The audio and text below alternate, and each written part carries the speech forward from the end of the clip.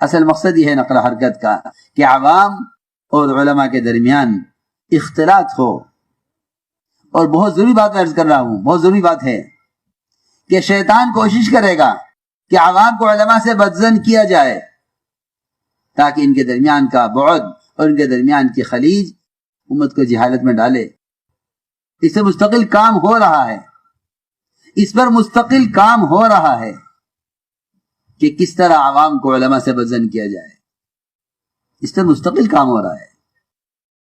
ہمیں چاہیے کہ ہم امت کے لیے اس طرح شفیق بنے جس طرح حضور اکرم صلی اللہ علیہ وسلم نے فرمایا انا لکم بمنزلۃ الوالد اعلمکم، کہ میں تمہارے لیے سکھانے والا باپ کی طرح ہوں. حضور اکرم صلی اللہ علیہ وسلم کا جو اسلوب تعلیم ہے، جو طرز تعلیم ہے، وہ الزام دینے کا نہیں ہے، الزام دینے کا نہیں ہے بلکہ تعلیم دینے کا ہے.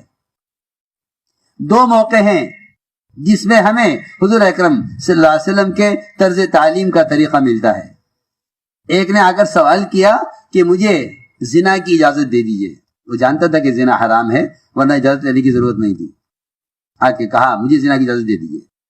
آپ نے ڈانٹ کر جھڑک کر باہر نہیں نکال دیا کہ کیا معمول سوال ہے، نکل جاؤ. نہیں، بٹھایا، بیٹھو، تم زنا کرنا چاہتے ہو؟ کہ جی ہاں. یہ بھی نہیں کہا حرام ہے، نہیں کر سکتے، یہ بھی نہیں ہے روایت میں یہ بھی نہیں ہے.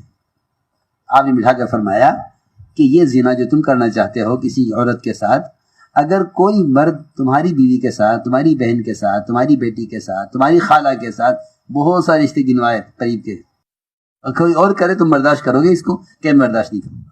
فرمایا کہ جس سے تم یہ کام کرو گے وہ برداشت نہیں کرے گا کہ اس کی بہن کے، اس کی بیوی کے، اس کی بیٹی کے ساتھ یہ کام کیا جائے. صحابی فرماتے ہیں آپ نے مجھے اس طرح سمجھایا کہ میرے دل سے زنا کا ارادہ ہمیشہ کے لیے نکل گیا. اسلوب تعلیم کا اسلوب. امت خطا کرے گی، امت سے غلطیاں ہوں گی، امت سے غلطیاں ہوں گی. حضرت علی فرماتے ہیں رضی اللہ تعالی عنہ ان زلت تعنیت عوبتہ وقبلت فیئتہ، کہ اگر کوئی لغزش کر جائے تو تجھے چاہیے کہ اس کی توبہ کا انتظار کر، جبکہ آپ جانتے ہیں کہ وہ فرشتہ جو برائی لکھنے پر مامور ہے وہ انتظار کرتا ہے توبہ کا. اس پر امیر ہے، وہ لکھ نہیں دے گا کہ نہیں. وہ ملائکہ جنہیں کل اس کے سارے اعمال لکھ کر اللہ کے یہاں پیش کرنے ہیں، وہ بھی انتظار کر رہا ہے کہ نہیں اس سے غلطی ہوئی ہے، اس کی توبہ کا انتظار کرو. یہ ادب بتلایا ہے علم کا، اور یہ طریقہ بتایا ہے تربیت کا.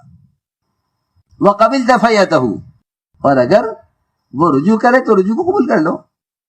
یہ طریقہ بتایا کہ امت کے لیے شفقت میں، تعلیم دینے میں علماء کو باپ کی طرح ہونا چاہیے. بالکل یہ اسی طرح ہے. لَكُمْ بِمَنزِلِ الْوَالِدِ أُعَلِّمُكُمْ، بِمَنزِلِ الْعَالِمِ نہیں فرمایا، بِمَنزِلِ الْوَالِد فرمایا روایت میں. دوسرا موقع کہ آپ کی مسجد میں ایک آدمی نے پیشاب کیا، صحابہ دوڑے روکنے کے لیے، فرمایا نہیں اس کو چھوڑ دو، پیشاب کرنے دو. اس نے پیشاب مسجد میں پورا کیا، جبکہ تھوڑے پیشاب سے کم نجاست ہوتی، زیادہ پیشاب سے مسجد میں نجاست زیادہ ہوئی. لوگوں نے چاہا روکنا، فرمایا نہیں چھوڑ دو اس کو، پیشاب کرنے دو پورا. اگر تمہارے اندر شفقت نہیں ہے تم تعلیم نہیں دے سکتے. آپ نے اس کی بے اصولی یا غلطی کو چھوٹا کیا، فرمایا ایک ڈول پانی کا یہاں بہا دو، اور ڈول پانی کا بہا دیا، مسجد پاک ہو گئی. اس کو بلا کر بٹھا کے سمجھایا کہ مسجد پیشاب پخانے کے لیے نہیں ہے، مسجد تو ذکر و عبادت اور تلاوت کے لیے ہے، ان اعمال کے لیے مسجد ہے. اس نے اعلان کیا آپ کے طریقہ تعلیم کا جا کر اپنی قوم میں. روایت میں ہے واللہ ما ضربنی ما نہرنی ما قہرنی. یہ امت کو قریب کرو، امت کو قریب کرو، اور امت کو علم شفقت کے ساتھ دو، کہ امت کو تعلیم شفقت کے ساتھ دو. جس طرح میں نے عرض کیا کہ آپ نے معاملہ شفقت کا کیا، اور زنا کی اجازت مانگنے والے کو آپ نے یہ نہیں فرمایا حرام ہے، یہ نہیں کرنا ہے.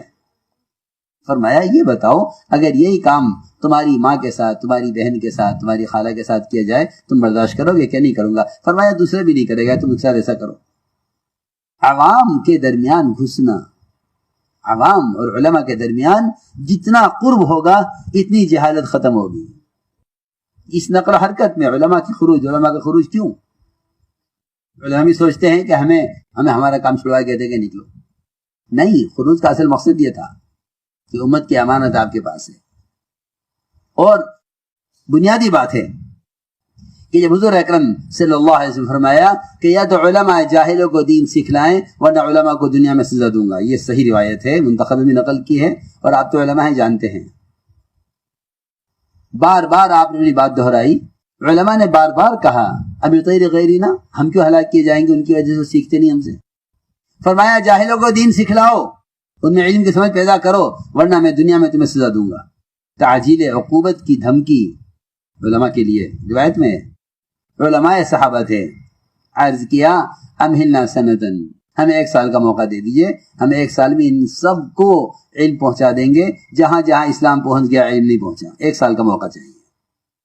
علماء کا سوال اس لیے تھا تاکہ امت کے ہر طبقے میں پھر کر امت کے مزاج کو پہچانے، تاکہ ان کی نقل و حرکت سے ان تک علم پہنچے اور ان کے مزاج کو پہچان کر ان کے مزاج کی رعایت کے ساتھ انہیں تعلیم دی جائے اور ان کی تربیت کی جائے. یہ اصل مقصد تھا سال کے خروج کا.